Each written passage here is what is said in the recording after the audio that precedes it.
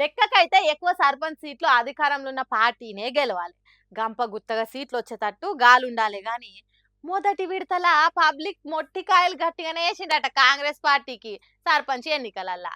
నిధులు ఇస్తదనో, సర్కార్ పథకాలు వస్తాయనో, పనులు జరుగుతాయనో అధికారంలో ఉన్న పార్టీకి దండి ఓట్లేసి గెలిపియాలి గాని చాలా దిక్కులల్లా బీఆర్ఎస్ పార్టీ బలపరిచిన క్యాండిడేట్లకు యమ గుద్దుడు గుద్దినరట ఓట్లు.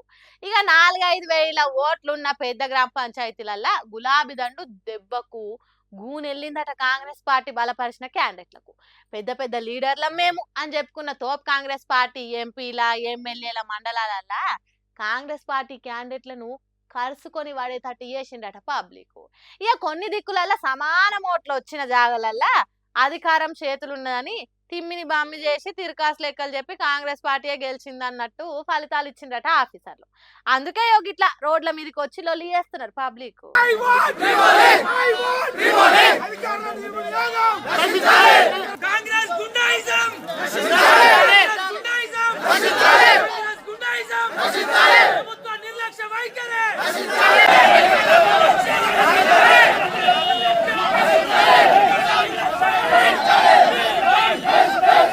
జయశంకర్ భూపాలపల్లి జిల్లా మొగుళ్లపల్లి మండలం రంగాపురం అనే ఊర్లే జరుగుతున్న రణరంగం ఇది.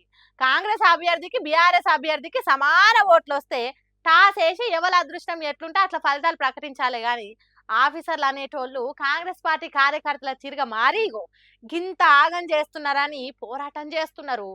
ఇక మంత్రులు ఎమ్మెల్యేలు ప్రచారం చేసిన ఏరియాలల్లా ఒక్క సీటు కూడా కాంగ్రెస్ పార్టీ క్యాండిడేట్లు గెలవలేదట. సీతక్క ఏటు నాగారం పోయి ఎమ్మ ప్రచారం చేసినా అక్కడ బీఆర్ఎస్ పార్టీ గెలిచిందట. ఇట్లా చెప్పుకుంటూ పోతే కాంగ్రెస్ సర్కార్ మీద ఓట్ అనే కత్తితోని దాడి చేస్తున్నారు ఓటర్ అన్నలు. ఏ కొద్దిగా తక్కువ బీఆర్ఎస్ పార్టీ కాంగ్రెస్ పార్టీని దాటిపోయినంత పనిచేసింది. అధికారంలో ఉన్నందుకు అన్నిటికీ అన్ని గెలవాల్సిన కాంగ్రెస్ చాలా దిక్కులల్లా ఎల్లెలకల పడ్డదట. ఈ ఫలితాలు చూసిన వాళ్ళు కాంగ్రెస్ పార్టీకి కర్రు కాల్చి వాత పెడుతున్నారు అని అంటున్నారు. మరి రెండో విడత వరకు ఎట్లుంటుందో చూడాలి.